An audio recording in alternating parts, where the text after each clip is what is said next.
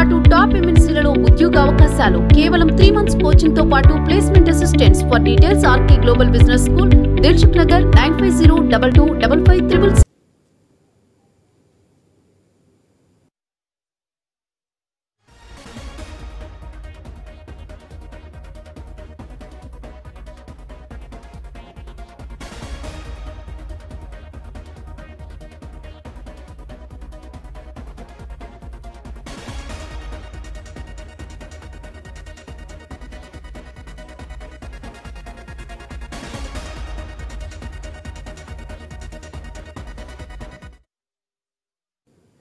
Telangana assembly budget సమావేశాలు ప్రారంభమయ్యాయి. ఇక తెలంగాణ అసెంబ్లీ బడ్జెట్ సమావేశాలు ప్రారంభం కాగానే గవర్నర్ తమిళసై తన ప్రసంగాన్ని ప్రారంభించారు. ఈ సందర్భంగా కాంగ్రెస్ ప్రభుత్వంపై ప్రశంసలు కురిపించారు. గత బీఆర్ఎస్ ప్రభుత్వాన్ని మాత్రం విమర్శలు చేశారు. అయితే తెలంగాణ అసెంబ్లీ బడ్జెట్ సమావేశాలకు కేసీఆర్ దూరంగా ఉన్నారు. నేటి అసెంబ్లీకి దూరంగా మాజీ సీఎం బీఆర్ఎస్ అధినేత కేసీఆర్ ఉంటున్నారు. బడ్జెట్ రోజు అసెంబ్లీకి బీఆర్ఎస్ అధినేత కేసీఆర్ హాజరయ్యే అవకాశం ఉంది.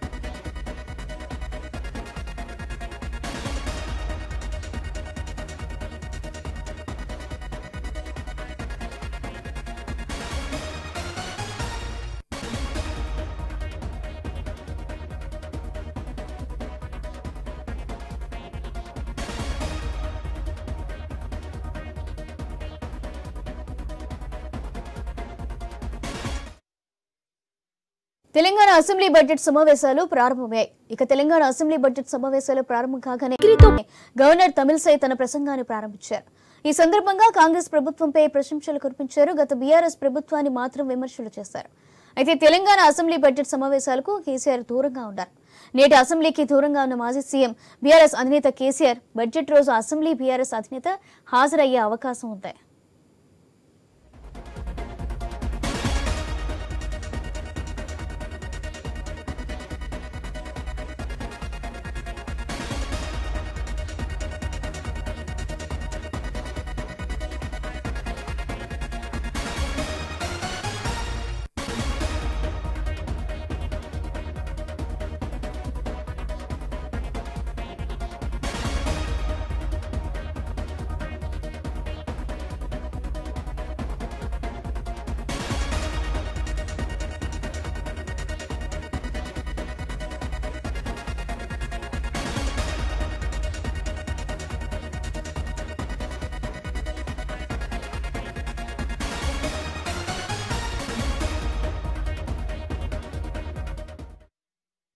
తెలంగాణ అసెంబ్లీ బడ్జెట్ సమావేశాలు ప్రారంభమయ్యాయి. ఇక తెలంగాణ అసెంబ్లీ బడ్జెట్ సమావేశాలు ప్రారంభం కాగానే గవర్నర్ తమిళసై తన ప్రసంగాన్ని ప్రారంభించారు.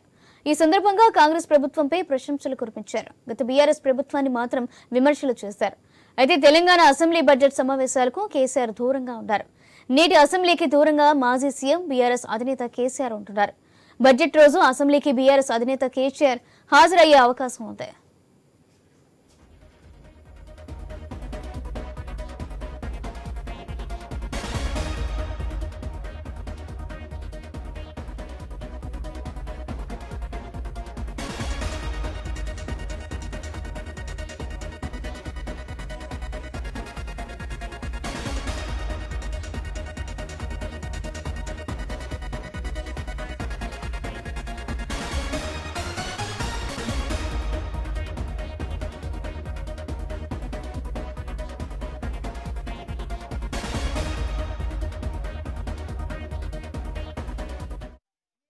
గవర్నర్ ప్రసంగంపై మరింత సమాచారం మా బ్యూరో చీఫ్ రాజు అందిస్తారు. రాజు, 11:30 అసెంబ్లీకి వచ్చినటువంటి గవర్నర్ తెలంగాణ రాష్ట్రానికి ఐకాన్ గా ఉన్నటువంటి కాళోజీ నారాయణరావు ప్రసంగంతో కొటేషన్ తోటి యొక్క ప్రసంగాన్ని ప్రారంభించడం జరిగింది. దాదాపు 40 నిమిషాల పాటు జరిగినటువంటి తన ప్రసంగంలో తెలంగాణ రాష్ట్ర అభివృద్ధి కోసం కాంగ్రెస్ ప్రభుత్వం తీసుకుంటున్నటువంటి చర్యలు, ఇప్పటికే అమలు చేసినటువంటి 60 రోజుల్లో చేపట్టినటువంటి చర్యలు అన్నింటినీ కూడా కూలంకషంగా వివరించడం జరిగింది. గత ప్రభుత్వ హయాంలో జరిగినటువంటి అంశాలను కూడా పరోక్షంగా ప్రస్తావిస్తూ ప్రభుత్వ వైఫల్యాలను ఎండగట్టేటువంటి ప్రయత్నం అయితే ఈ దాంట్లో జరిగింది. మొత్తంగా ఆమె ప్రసంగం ముగిసి వెళ్ళిపోయి దాదాపు 45 నిమిషాల పైన సాగినటువంటి తన ప్రసంగంలో అనేక అంశాలను ప్రతిఘటించి అంటే చూపించడం జరిగింది.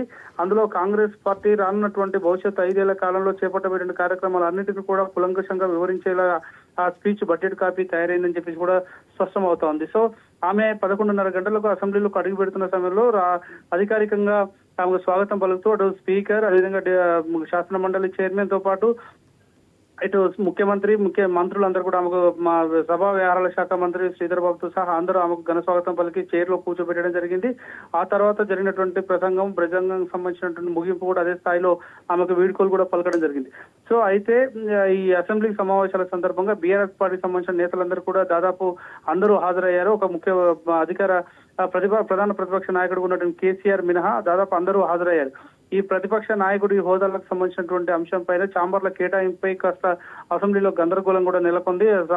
స్పీకర్ గవర్నర్ వెళ్ళిపోయిన తర్వాత స్పీకర్ ఛాంబర్ లోకి కేటీఆర్ అదేవిధంగా హరీష్ రావు, ఇతర బీఆర్ఎస్ పార్టీకి సంబంధించిన ఎమ్మెల్యేలందరూ కూడా లోపలికి వెళ్ళడం జరిగింది. అక్కడ గతంలో ఆనవాయితీ ప్రకారం ఉమ్మడి రాష్ట్రం నుంచి కూడా తెలంగాణలో రెండు ప్రభుత్వాల హయాంలో ఏదైతే ప్రధాన ప్రతిపక్ష నాయకుడు కేటాయించే ఛాంబర్ ఏదైతే ఉందో ఆ ఛాంబర్ ని ఈసారి లేకుండా చేసి అక్కడ మొత్తం కూడా గోడలు కట్టినటువంటి పరిస్థితి ఉంది. సో ఆ గోడలు కట్టినటువంటి ఆ ఛాంబర్ ని ఈయనకు ఇవ్వకుండా, కేసీఆర్ కి ఇవ్వకుండా అసెంబ్లీ లాబీలోని ప్రతిపక్ష సభ్యులు వెళ్లేటువంటి ఎంట్రెన్స్ లో ఉండేటువంటి చిన్న చిన్న రూములు ఏవైతే ఉన్నాయో ఆ రూముల్లో 2 రూముల్ని వీళ్ళిద్దరికి కేటాయించడం జరిగింది. ఒకటి బీఆర్ఎస్ ఎల్పీకి, ఒకటి ప్రధాన ప్రతిపక్ష నాయకుడికి ఛాంబర్ కు కేటాయించడం జరిగింది. సో దీనిపైన బీఆర్ఎస్ పార్టీకి సంబంధించిన నేతలందరూ కూడా స్పీకర్ ని కలిసి దీనిపై ఒక మాట్లాడుతున్నటువంటి సందర్భం అసెంబ్లీలో ప్రస్తుతానికైతే కొనసాగుతా ఉంది.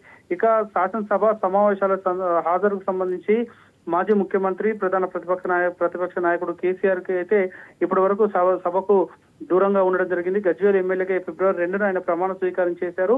ఇప్పుడు గజ్వేల్ ఎమ్మెల్యేగా ఆయన ఇక్కడికి హాజరు కావాల్సి ఉన్నా ఇప్పటికైతే హాజరయ్యేటువంటి పరిస్థితి లేదు. అంటే ఈ కారణాల చేతనే హాజరు కాలేదంటారా?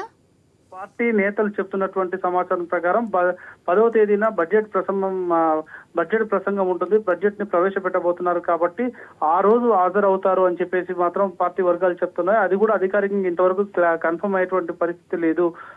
సౌజన్య. Right, thank you Raju.